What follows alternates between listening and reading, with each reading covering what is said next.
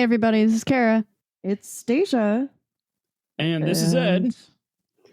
And this is Your Day's Dumpster Fire. Yeah, where we don't celebrate humanity's successes, but its most fantastic failures. Oh, am I supposed to say that? I'm so sorry. Somebody was. But it's most fantastic failures.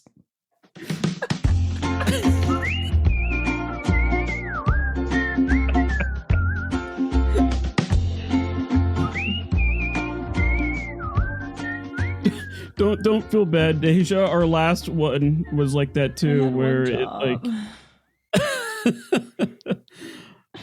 I think we're knowing all over the world. Make sure you look at the script, and I'm like, I think we're just known all over the world for having like the worst intros known to mankind. You're welcome, ladies and gentlemen. Happy 50th episode. Oh yeah. First This is gonna be an episode of all episodes. It is like stupid late at night. We're all tired, and we have like no script. We have no outline. We have no plan on what we're doing other than maybe taking a look back at some episodes that stood out to us in the past, and maybe something that we have learned after covering 50 historical dumpster fires. So that's pretty much it. That is all the outline that I have. So should we just start the pilot episode and just take it episode by episode all the way up until 50? Why? That's so much structure. It's too much. What are you, a teacher? We got like a 50, 60 hour long episode just on a rehash of everything that we have done in the past couple of years. All of it. Just, can you imagine? No. Oh, I wouldn't I wouldn't do very well. Not to mention like the amount of bandwidth money that I have to put into uploading 50, 60 hours worth of content the amount of bandwidth my brain would need in order to remember all of these things. Too much. Yeah, it's too much. That's a lot. So, however, but yeah, I say we dive straight into it. I know this show has kind of like altered my life a little bit or changed my perspectives on a great deal of things. So like I've got a few episodes picked out. Kara, did you want to start? I know Deja, you're fully prepared. You've got it all figured out. She's ready. Yep. And if you're not, one of us can go. Okay. Let's start with this. Yeah, you guys. What was your guys' favorite episode to research? Well, I've only researched a couple. So, Ed, I'm gonna let you think on it. My favorite one to research was definitely researching Fergie. That was a lot of fun. I like that. That one was a lot of fun. I enjoyed that music episode where all three of us had different music stories. Yeah, that one was fun. I just talked about Fergie as a whole. Yeah. And we'll put these episode numbers in the titles in the show notes, so that it like you can click on them and you can hear why we thought this was the most fantastic piece of auditory listening that you've ever experienced in your life. That was episode 25. It was enjoyable for me to research, especially considering that I got to listen to the worst song ever made like 6,000 times. And it was so enjoyable, even though it was supposed to be the worst song, that I shared it with the class and they loved it. What was it? Kids singing like a Christmas hymn to Labor Day or something like that, like to many holidays, many different holidays. It starts off with like a cowboy hip hop thing and hip hop opera. That's right, with some cowboy beats to it. I think there was an accordion in there. It's good. It's good. Yeah. Yeah, That was I a think good that one. was like the one episode that it was intended to be like the people who created it, like the music, they were focused on making a hot mess of a song, Yep. and that guy did it. We still need to get him on the It show. ended up being a hot song, Yeah. Yes. Yep. This is as great. Bryce Hilton would say. That's what happens when social scientists create music. Yes. That, The worst song ever made. And supposedly the best, but the worst song was better than the best song, in my opinion. yeah. Agreed. Anyway. I know. Do your shopping at Walmart. Please go listen to it. Yeah, The song. I mean, listen to 25 too, but go listen to the song. Yeah, that one's that was yeah, that's definitely a good one because we all had to research on that one. For me, the episode that really kind of like, wait, is this actually a thing? Was the molasses flood, the 1919 molasses flood. And basically, yeah, that was episode, what is that? Number 14.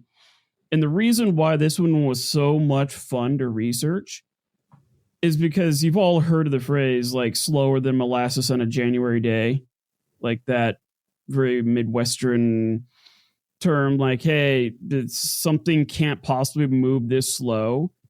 But what the nerd in me, when I discovered this property, was just like, apparently, when you put molasses under pressure, it gets thinner. Kind of like the whole cornstarch and water thing, right? You make this oobleck and you hit it and it's like rock hard and then your hand sinks into it. But with molasses, it's the exact opposite. If you put pressure on it, it thins out. And that's why there was like a 30-foot tall tsunami of molasses that like tragically drowned a bunch of people. But I was just, when I discovered that doing the research, I'm like, I had no idea that was a thing. Yeah, that's pretty crazy. There's nothing more. There's two things I really do not like in this world, and it's molasses and oobleck. So yeah, that's remember terrifying. when we did summer camp that first year and you had to make oobleck by yourself? You were so mad I had to leave. Oh, I was so angry. I hate oobleck, and it's definitely the trauma of early childhood for me. It's always like Dr. Seuss Day, you make oobleck. I couldn't. And molasses. Bad time. The beginning of every single year in upper elementary, we talk about the story of the universe, and a big part of the story of the universe is talking about the different states of matter and talks about density, and you have to get a good old waft of molasses. It's really gross. It's not that you're wafting molasses, it's just you have to pour it into a tube and you smell it, and I hate that. Yep. Yeah, molasses has a very weird smell. It's like too sweet. Can you imagine gallons and gallons and gallons of it flooding the streets? Millions My of gallons back of is it. Tangling. You're welcome. Disgusting. When I hate it. I hate it so much. And I loved how they, the manufacturer of that giant tank, they're like, well, this thing is so shoddily put together and it's leaking at every rivet. Let's just paint the whole tank brown. Therefore, it won't look like it's leaking anymore because this thing's just waiting to explode.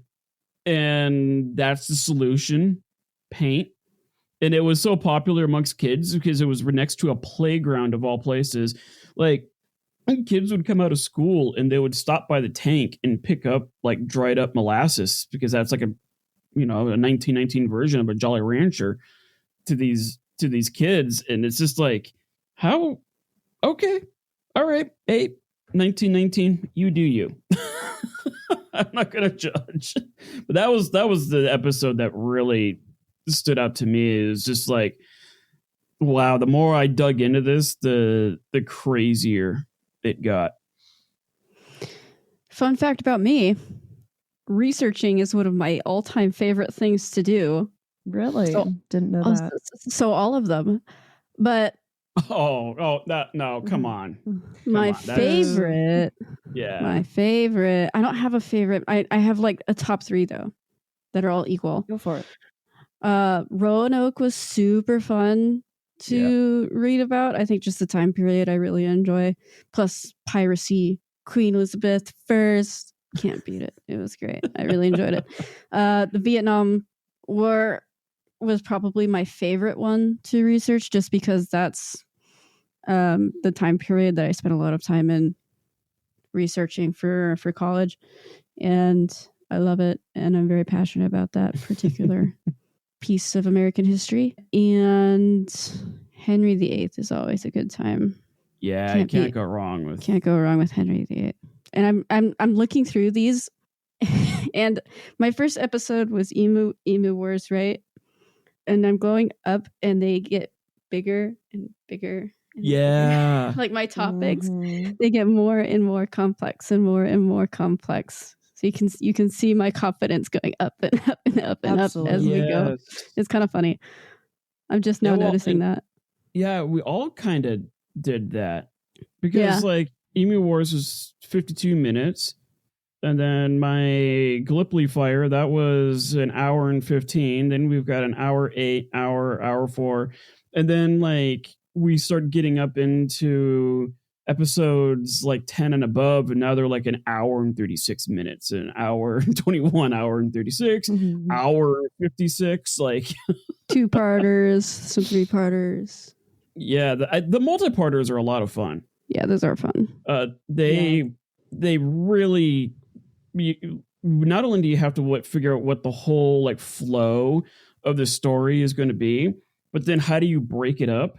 And then how do you like it's like a J.K. Rowling, 7 Harry Potter books. How do you make it all converge and make sense at the end? Make it make sense. Yeah. It make sense. Yeah.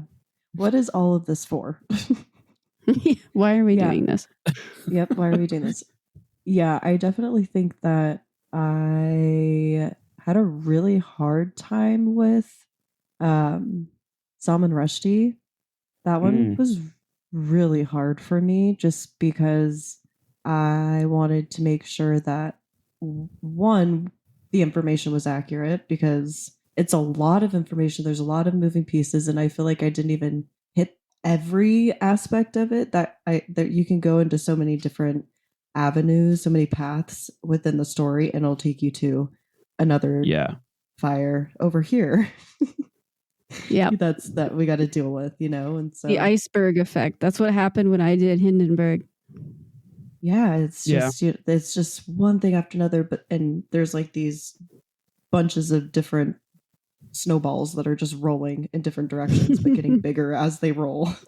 Yes, it's about time, But I also think that it was the most impactful for me. I think it was the one I was most passionate about, just because I am not only do I find cultural differences within a culture very fascinating. Like you have this, you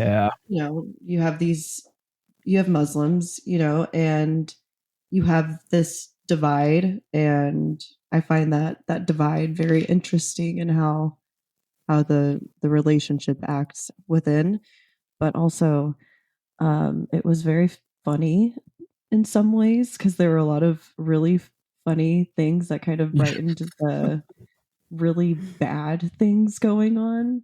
Yeah. The thing that stood out to me about the Salman Rushdie was just like what you said, the cultural differences, because my best friend in high school was Muslim, and here I am Christian, and we obviously look at the same time periods in history vastly differently, as I just used 2 adverbs in a row. But we look at things like, right, here we go. We see things so differently, but yet we are so aligned on so many things. And that's why like Salman Rushdie is, he would be a guy that I just want to sit down with for an afternoon and just talk to, because the stuff that he brought in up, like a cave probably, but yeah, somewhere undisclosed. just for all of our safeties. But yeah, it's the other thing too is just like how much impact one book had on the world. Yeah. Like every country had to sit down and think, okay, do we want this book in our libraries, in our bookstores? Like everybody had to sit down and discuss that. And it's not like Rushdie was trying to be super political. He wasn't trying to start a movement or criticize. He was just trying to write a different story. Yeah. And the whole world just imploded over it. That was the thing that I loved about it. Yeah, the reaction was... I mean, it made me go back and read it. Yeah, what is it? Fatwa? Yeah, you wonder what... Yeah, you wonder, okay, the reaction is so insane. Why? You know, what is in this book that is so... offensive? Bad? You know, yeah, just so out of this world that people are cutting people's heads off for it, you know? Well, and it completely digresses from the original really, really offensive books, like, you know, stuff written by Mark Twain. Oh my God, it says the N-word a whole bunch of times in it. Yeah, that's because the people that are saying it, he's portraying them as a bunch of ignorant, racist pieces of crap. That's what Twain was trying to do, was show that the people that are racist and say the N-word all the time are pieces of crap. Whereas Salman didn't do that. He wasn't trying to piss off the entire world, but boy, did he ever do it.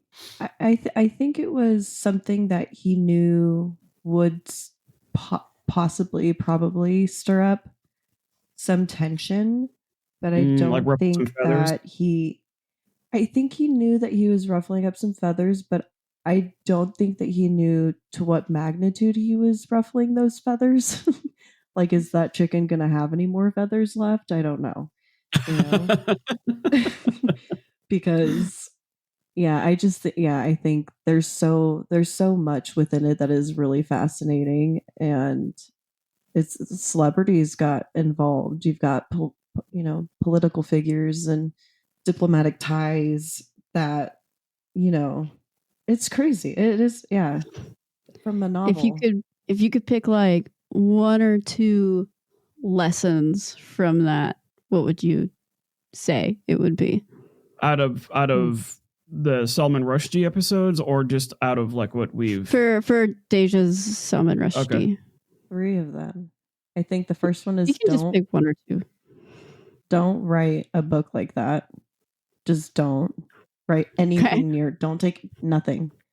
Go far away from there. Personally, someone else. I need other people to push that line. We need those people to push the line. Otherwise, we don't have the ability to fight for morality, I guess, is a thing. Like, we have to have bad things, and it's going to happen. We have to find a way to use, you know, it's just like we're doing right now. I need to find something I'm taking away from it. What's something I can learn from it, you know? But not writing a book like this, because I think I'm not the one who wants to ruffle feathers. You don't have a desire to get stabbed in the eye? I don't. No, I don't. I do not actually at all. Firmly. You don't want to be a pirate? Say that. I didn't say I don't want to be a pirate. I said I don't want to be stabbed in the eye. I want both my eyes and both my legs, please. And I'm okay being a pirate. Arg, she blow, but keep my eye.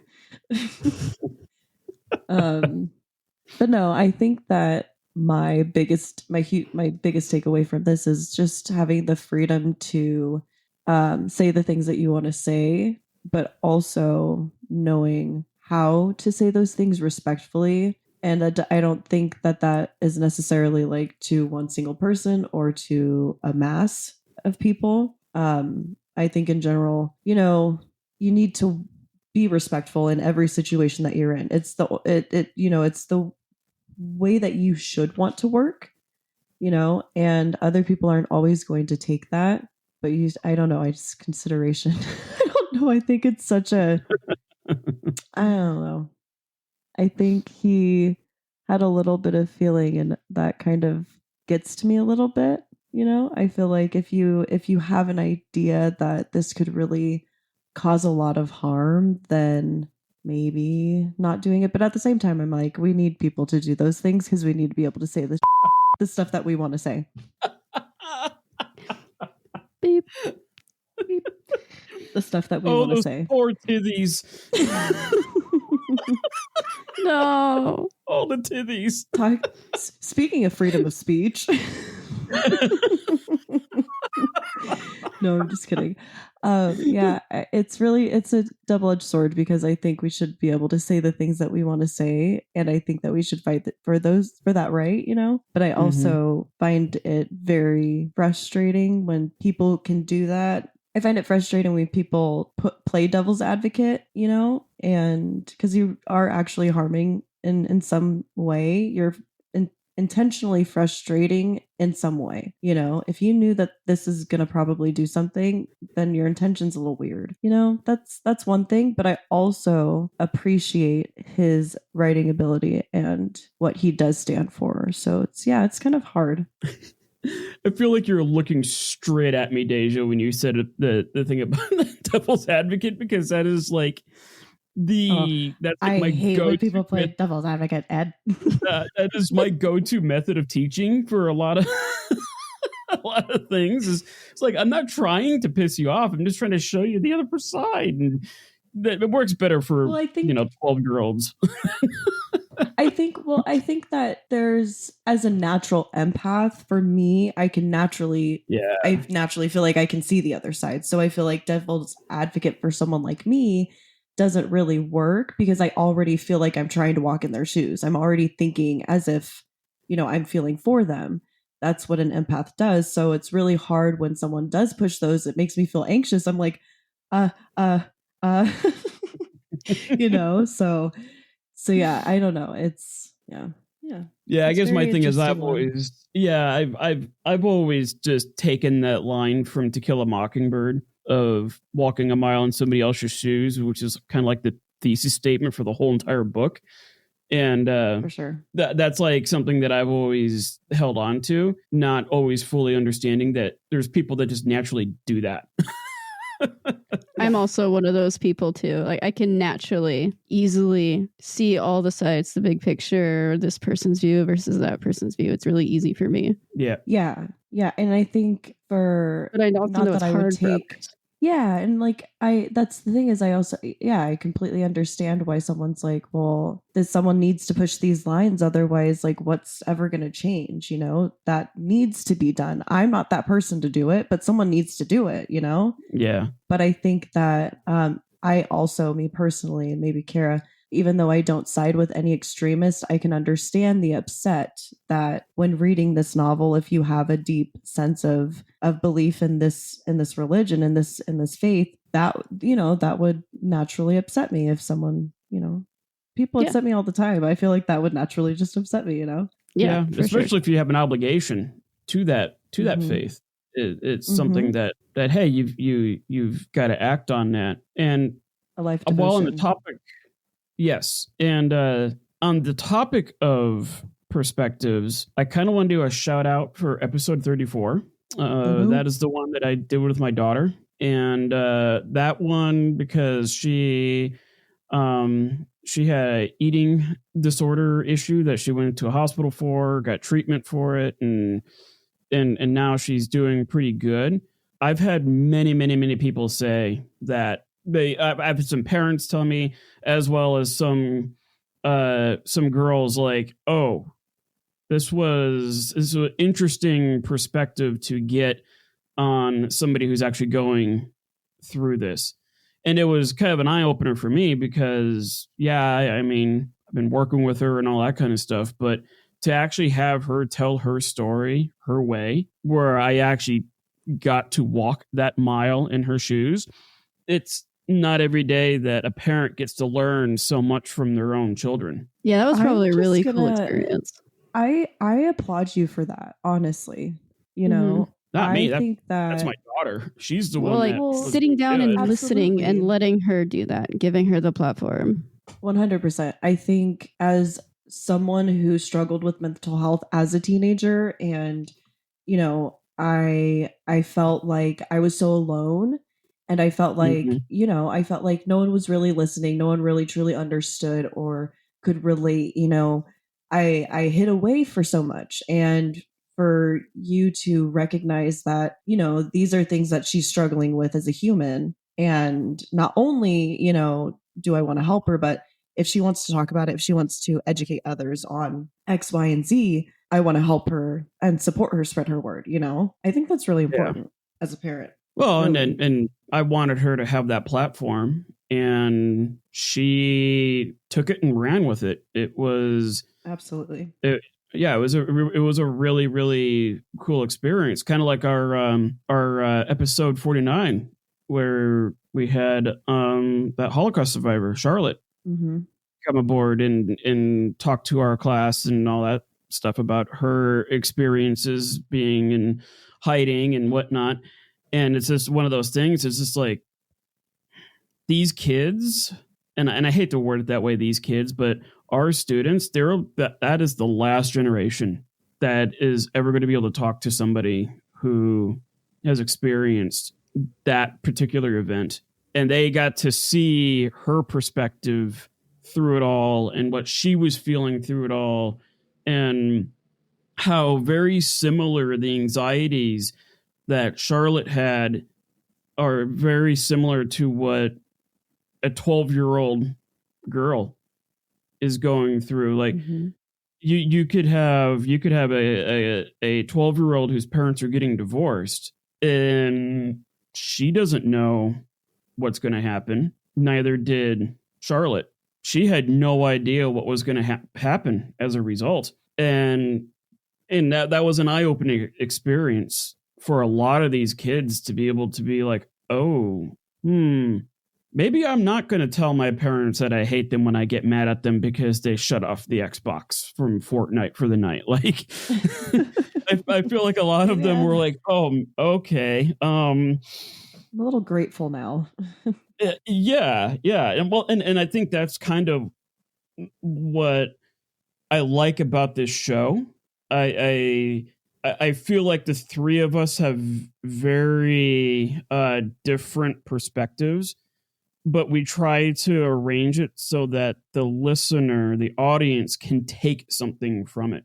You can take away, like, I know a lot of my stuff tends to be more sciencey, more engineering-y, more technology, um, whereas like Kara's very much into the history and the nitty gritty of historical events, and then Deja, you're more into like the music and the culture and the pop culture and all that. I just find it fascinating that somebody who is a pop culture person can listen to Kara's episode on Roanoke and take something from that. Or there could be somebody I know. I have one person in our audience. He is just like all about the math and the science, but then he was like a huge fan of the music episode because he was able to take something from it. And I think that's what I kind of want to have as a goal for the show, is to be like, hey, yeah, we're gonna talk about these wild and crazy, and just like I'm working on an episode about the Panama Canal and like what were the French thinking in the 1880s, but like I want it so that yes, you can hear this crazy story, but you can pull something out of it that can help you out, if that makes sense. Help build your morality. Yeah, especially like Caligula on Fire. Oh, that Oh poor my dude. gosh. Episode That name. 30. Oh, I was skimming over the episodes and I saw Caligula and I was like, is that in the throat? And I was like, nope, that's Little Boots. That's it. That's it. wow. Like, what was Caligula? It just reminds me of like something in your esophagus. I don't know. Sorry. If you when ever have a said- sports accident, just be grateful you didn't go crazy. I was just thinking of that 1977 movie. No. That's not it. Don't do that. Don't do that. Don't ever mention it again. if we ever do like an adult version of this show, that would be a good movie to talk about because it's so unbelievably adult and stupid at the same time. I don't know if I would want to waste 3 hours of my time watching it. I agree. Also, I feel like, Kara, maybe you have some heavy feelings on this, but 1984, the movie from the 70s, it's a no. Yeah. Oh yeah. It's a no for me, dog. It's a bushy It's a no no. for me too, bro. I know. It's very of its time. And you can really feel the 70s of it. I will say that I do appreciate at the same time, okay, it's not great, but And also, yes, and I do have an appreciation for films. This is a film nerd talking. For films out of the 70s because they were so non-abashedly unafraid to push boundaries. oh, I 100% agree. I do kind of appreciate that film for that reason, but also it wasn't great. If that makes sense. I'm really happy that you appreciate that film. I can appreciate it for what it is. It's And not also, good. it does not do my favorite novel justice, but the film side of me is like, I can appreciate it for what it is. Well, no, I can completely understand that. It's like Star Wars, you know. It's like A New Hope it's amazing for its time. It's amazing for its time. They really did what they really pushed a lot of limits, but now looking back at it, you're like, nice string, you know. Look at the fishing wire. Really yeah. Oh, look at that. So, like, oh wow, I a Death Star explodes like a fireball in space. Like, wow. Cool. Yeah, no, I totally get, and I feel like when we were looking at movies in the 70s and going in the 80s, the technology was kind of coming around where they could do things with like bigger scope and bigger world building and stuff like that. And they were really, really, really handicapped of like their ability to tell the story was kind of handicapped based on how can they visually show this. Can I also say, though, that if it's done right and it's done well, practical effects are way better than CGI. Yes. And it ages way better. Yep. Period. That's why, like, Breakfast Club. Oh. That movie applies to any generation, to anybody who's going through high school. Movie. Yep. And I was thinking about The Fly. We went in very different directions. Oh, yeah. No, The Fly. Yeah. Yeah, yes, that would be right. That's a prime example. Right. I love that movie. But yes, really Breakfast Club classic. Love Breakfast Club. Like, we really got to do some some episodes on movies that just absolutely flopped, like Waterworld. Yeah, we got to do that. I liked Waterworld. It was a good movie, but I think it made like $- in the theater. Like it was like Kevin Costner riding off the heels of Dances with Wolves, and boy, did he not come through on that movie. But I don't know. I thought it was good. But we should do more movies. I agree. Not Caligula, though. No, not Caligula. Nor Twilight. No, I mean, you could do the research for Twilight without watching it. Or if you want to watch it, just laugh at it. I mean, I might watch it. I might watch it just to, 1, get aggressively angry at the wigs again. 2, the wigs, man. It's all the time. Every time. Oh, great. Yeah. Love it. What about the episodes that kind of like infuriated you because there was ignorance going on that the higher ups were aware of, like, this is not going according to plan, but we're just going to keep covering it up and covering it up and covering it up? Mine's the I love the smell of lead. Oh yeah. That one's pretty rough. That one popped up in my brain too.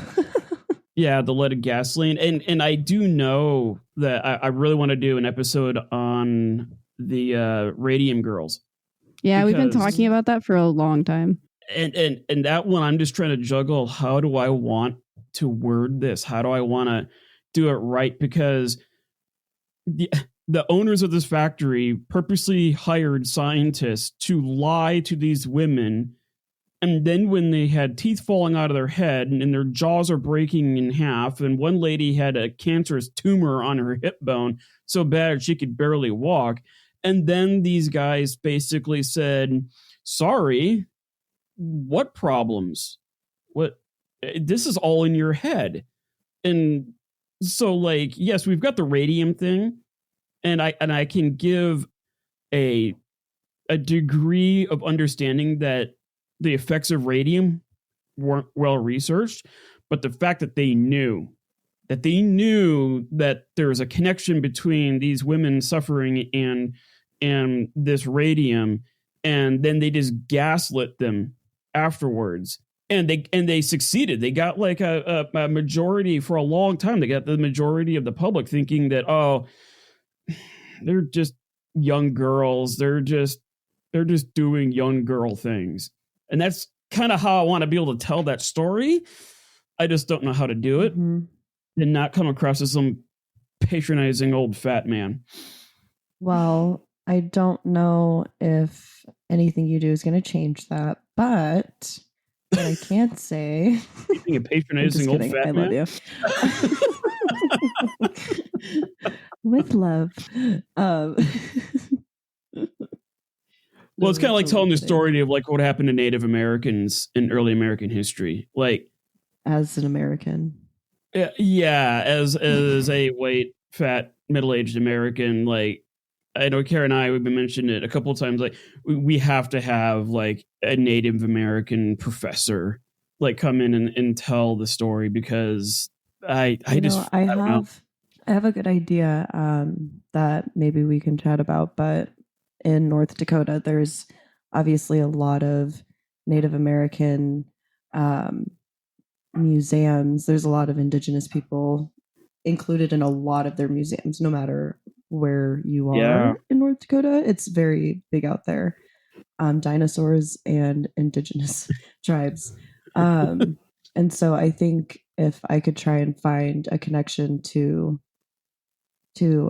someone, that'd be really cool. That would be a fascinating conversation. It'd be really cool. Yeah, that's a thought we can chat about later. But yeah, we'll workshop that. I like that. How about one where you face palmed the most? Oh, I know this one. I know it too. Oh wait, I can guess what's going to come into your guys' minds. Because I kept count. Wait, what do you think is in my head? The Torrey Canyon. That's episode 27. Feeding oil to the fishes. That's the one that I thought of too. Immediately. I just remember going through this because I did the same thing when I was researching it. I'm like, oh God, what are they doing? And it's just like, oh, and then they tried bombing it, and then they tried firebombing it, and then they. But wait, it gets worse. Oh God, but wait, there's more. Yeah, I think I had a bruise on my forehead for 2 weeks for the amount of times I smacked my head onto my table or the palm of my hand. Pretty sure my temples were red. Yeah. Yeah. It was the only time we've ever done a recording where you're just like, can we just end this now? You're like, you know what? It's really late. Purposely yawning, like, oh yeah. Uh-huh. Oh my gosh, we started this at like 8 o'clock on Sunday. Right. Well, I think the Salem witch trials was another example of that. Yeah. Oh man, I wish I could have been there for that one. Yeah, it was just like, what are we actually human beings that are making these decisions and drawing these conclusions? Yes, Ed, we are. We actually are, Ed. The one and only. Yeah, that was I would say that's another heavily face palming one, and then the China's gunpowder firing fireworks I fire. was just about to say that. I was That one was so fun. It was so dumb. I was gonna Like, say how many in ways can many different ways can we explode someone? how many different ways can we try to make a human fly? Yeah, like I don't know, man. That was a wild one. I think Mythbusters tested that one. And Lesson learned. To test that one. Lesson learned from that one. Experiment with a dummy before yourself. Well, yeah, experiment with a dummy before you throw your emperor on it. Do you guys remember that guy that strapped his lawn chair to all those balloons so that he could there was something he wanted to get out of, but he literally was just like, he just went all the way up in his lawn chair and was up there for I don't know how long. I think he ended up getting like a really big fine for air when he used violation or whatever. Yeah, he had a BB gun to shoot the balloons to bring himself down. That was like Mythbusters like first or second season. That would be a good one. Like of just like well, we've got Mars' big bulldozer of destruction. Oh my gosh. Guy tries to take out an entire town just with a bulldozer. I'm trying to think, which one do you think was the funniest episode? The music one. Yes, the music one. The music one. We also did, I think was it Ferdinand? I can't remember if it was Ferdinand King Louis. Or King Louis. Ferdinand is World War One. Time. Yep. We had a good time with the first part. The first part of King Louis. Yep. Where I could not pronounce the word tithe for the life of me because I've only ever read it. I've never actually heard it said out loud. Somebody didn't get baptized. Yeah, we could tell Kara is part of the clergy. Outed. Someone's not saved. It's fine. Well, it helped too. I just got that mixer, and then I'm like, oh wait, let's play with the censor button. Beep. And so then, like, I'm just censoring. Look at all those beeps. Beeps, all those titties. That was a good one. I enjoyed it. And we also got to be together. And I think that it's so fun when we're together. Yeah, we need to do it again. We just got to stop living like 120 miles away from each other. It's technically my fault. I don't know. I don't know about that. Yeah, I think you were kind of out there first. I think there's no one to blame here. We all have our moments and we're a team. Well, you and I, we're closer now, aren't we? Yes, we're much closer. See? Yeah, there we go. Yeah. That's what I'm saying. But I have children, so that's true. Yeah. Like by default, my toddler makes it my fault. Well, yeah. It's always a really kind of weird moment. You're like, oh, I got to put the spawn down. Like, really? Okay. I didn't know you were a fish, but your child as a spawn. He is my little spawn. Technically speaking, yes. I know. Technically, I know that. Okay. In the future, what is an episode? I know Ed already answered this. What is an episode that you really, really, really want to do? Oh, gosh. There's a couple that I've brought up, and there's a couple that I've thought about or have heard of, and I'm just like, they're very true crime. So they are a little bit heavier. Some of them. One of them is really bad. It's so funny though. It's really bad. But it's really funny. It's kind of sad, but it's really funny at the same time. However, everything else is a little bit rough. So are you going to say what it is? Or are you going to... Well, I'm trying to decide. Oh, okay. I don't think I'm going to tell you one or two of them because I just recently, and I'm not good at surprising. I always tell you guys what I'm going to do. I always end up telling you. It's okay. So let me just surprise you for once. Dang it. Sorry. I'm just kidding. No. Well- you know the Lego one, the Lego Oh yeah, that's a sick one. failure where Norway and Sweden are getting, or no, it was like England and Sweden are getting Legos washed up on shore because a boat just, yeah, it's a whole thing. Nice. It's a whole Lego mess. It's great. It's a whole thing. I've never heard of that. You are obviously under a rock, Yeah, because I've got Patrick. thousands of dollars worth of Legos in my house. Somebody would have found them all if you're walking barefoot on the beach. I mean, That's true. That's like every parent would have found. People are every single finding Lego. them. I wonder how. Just like ow, ow, ow, ow. Just like a whole parade of people just saying ow collectively, dancing around, catching their feet. Only the parents, though. Like only the parents. The kids are just like, 'cause- like pull them out of their nose and their ears. they're just. So, I got this Lego for you. Do you want to play with Legos for me? I found it on the no. floor. And then you step out of your lawn chair like, ow, crap. Ah! It's really funny. And as someone who has literally thousands of dollars of Legos Yeah. stashed I'm looking away, forward to that one. Yeah. Let's It's record that pretty one good. tomorrow. there's one about a head. It's kind of spooky. I like It's just- spooky. Just a random head. Well, no, it belonged Decapitated to someone. Person.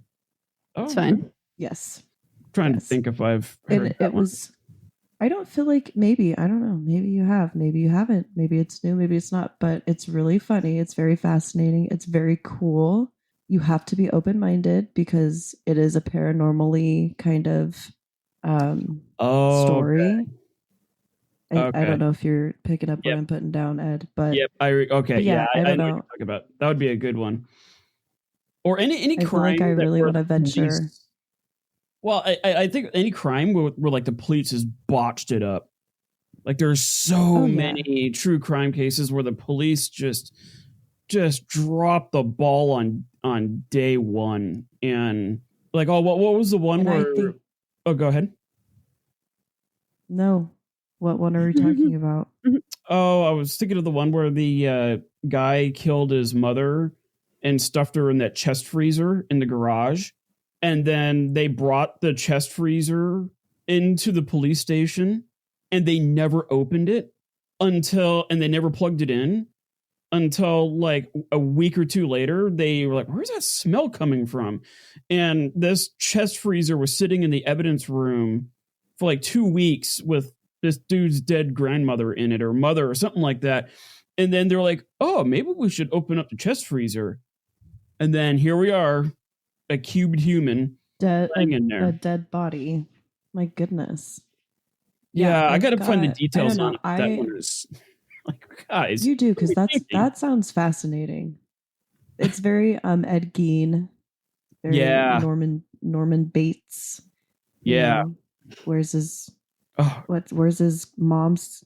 Never like Ed mind. Gein's mom was just like, she was a bit much. She was really so she was like super overbearing, like very Mhm. protective but very awful to him, very abusive.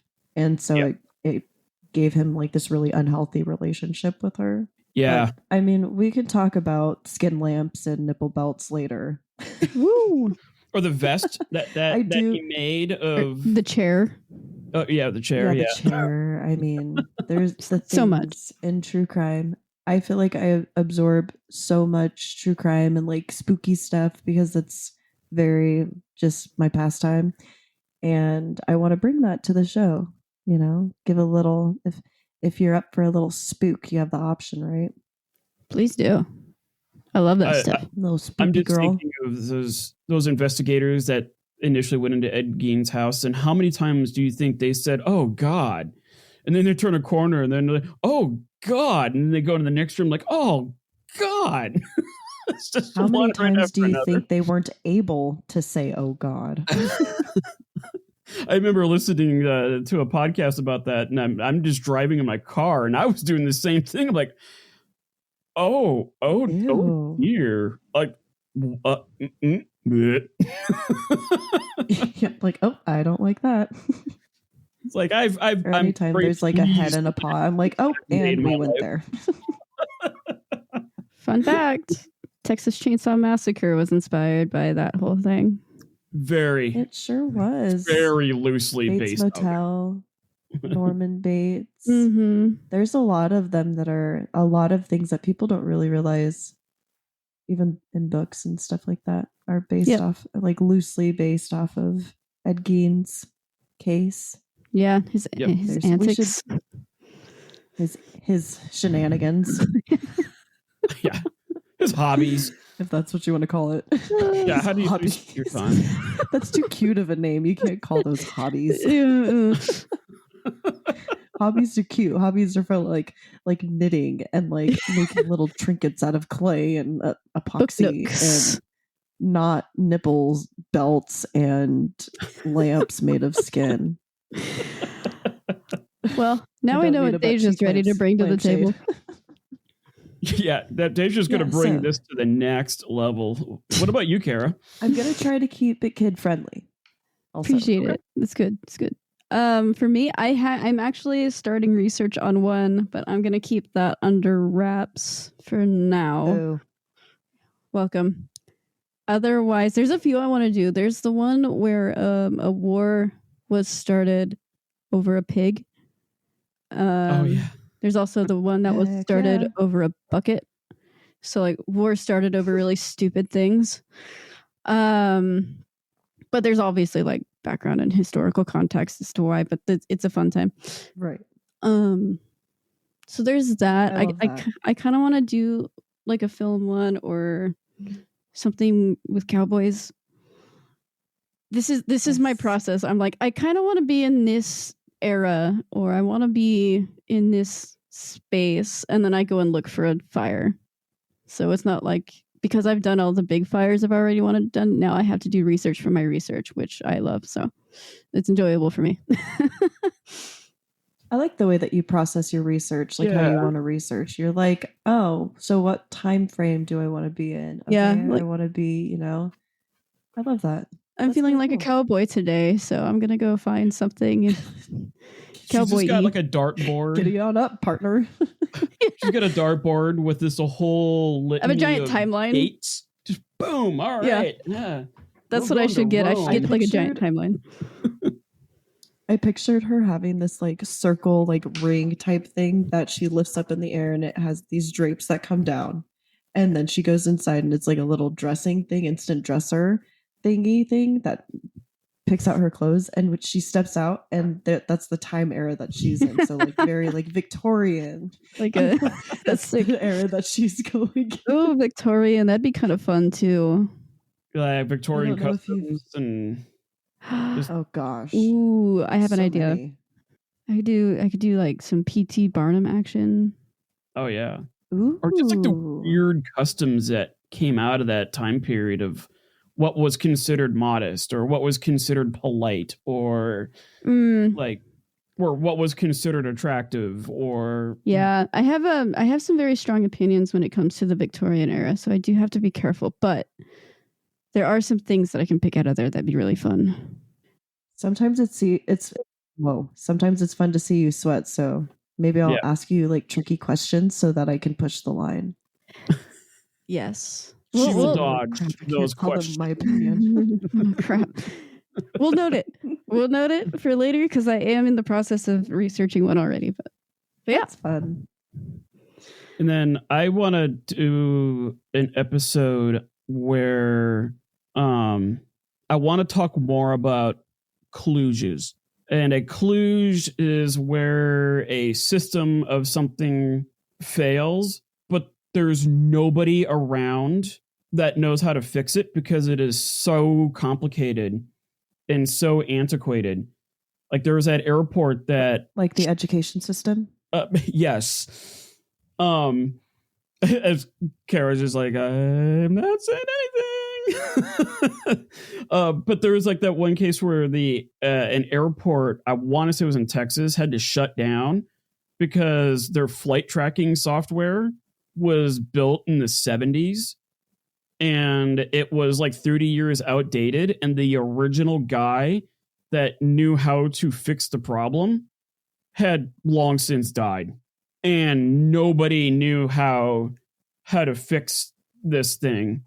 I kind of want to do something in that realm where the solution to the problem is not as simple and nobody's around to figure it out. So for my history nerds, it's like when a king dies and he doesn't have a successor. Oh yeah. It just goes boom. Wait, but who's gonna feed us? What do you mean? There's a lot of SpongeBob. those. Like the Rose Wars and how that all started. And I actually thought about doing an episode on the War of the Roses. that would be a good one. That'd be a long one. I would make it way That's too complicated though. That's why I haven't done it yet. Yeah, there's a lot to that one. I know.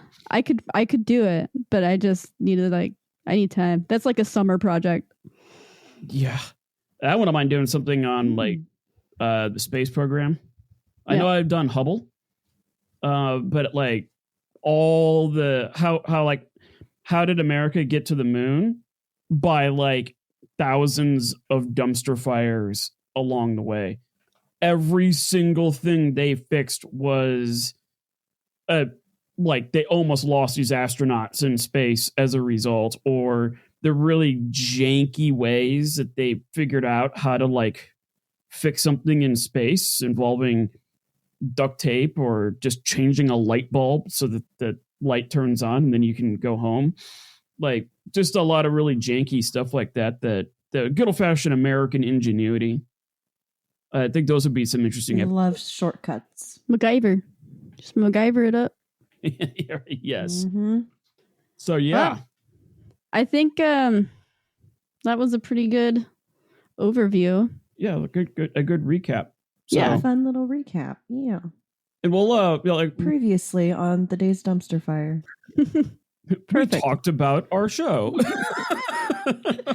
I've been watching Yellow Jackets, and that's just what I was reminded of previously on Yellow Jackets. I've been watching The Pit Oh. on HBO. I just finished. I've always loved those medical shows, but The Pit is like very accurate to like actual ER stuff, and I love Noah Wiley. Like, Ugh. What did you just grew finish up with watching, that guy. Jason? Huh? What did you just finish watching, Deja? I got tongue tied. Deja. What did I just finish? Oh, the what's it called? The one with the Mormons and the Indians on Netflix. I know that sounds terrible. wait, That's not like the best way to. I think I know what you're talking about. But Did it just come out? it's new. It's on. Yeah. It I just know came exactly out, what and you're it's talking so good. It's got. I don't know if anyone's familiar with Daddy Daycare, but it's got the guy that plays Melvin, the guy who really likes what's that, Star Trek. Yeah, It's I got forget him his in name, it but I know as exactly one who of you're the talking cowboys. about. I actually That's watched the fun first fact. episode. I haven't watched all of it yet. It's super good. I actually was stressed out waiting to watch it really? when I had to wait. I was like, I can't do this. This is torture. So what I search up Mormons and Indians. No, We'll find the title No. for you. it's American Primal, I think. Oh Is yeah, it that sounds American? right. Yeah, that sounds right. Oh, American Primeval. Yes, that's what it is. There it is. I heard it's really good. I haven't watched all of it yet It's because very good. Yellow Jackets just came out, but I will sit down and watch it. Yeah, I'm going to watch that. I had a history It's professor really good. in college that's what he focused his PhD on, was this time period of Mormons and interactions going out west in Utah and all that kind of stuff. Yeah, I find it fascinating just because in Arizona you are, I don't know, I just feel like we have so much indigenous culture around us. And then I also come from a family of Mormons. So it's just really, it was just very, it's a timepiece for sure. I definitely think. Nice. I liked Yeah, it a I'm going to lot. be looking that up tonight. So much for getting sleep. Well, now all of the Netflix. listeners got our taste in TV shows. Let's wrap it up here because we're at an hour. I Sorry, I think that's just a good squished my time. toe. Are you okay? Yeah. I'm sorry. I tried so hard not to scream. But thanks for listening, everybody. Ed, what do you got next for us? Yeah, I got I'm working on the Panama Canal. Okay. I mentioned a little bit ago, like what did the French do to start it and absolutely fail miserably? And then the Americans bought it from them and then had to like rebuild everything. They had to redo everything from scratch. That's going to be an episode you're going to do a lot of face palms on. Great. Because it's going to be like, what are Grand. you guys thinking here? So yeah, that's probably going to be our next episode. I think that we're going to record. It should be a fun one. Yep. And then we have a collective research recording in the works.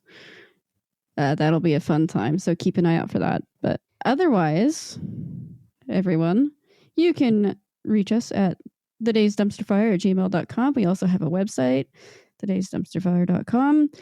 We have an Instagram if you want to check that out at thedaysdumpsterfire. It's all pretty standard. I'm sure you're getting a pattern. It's fine. Wow, you're really selling that. We're doing great. Instagram feed. It's so good. It's great content. 10 out of 10. Thank you, Deja. That's what we're here for. That's what she's here for.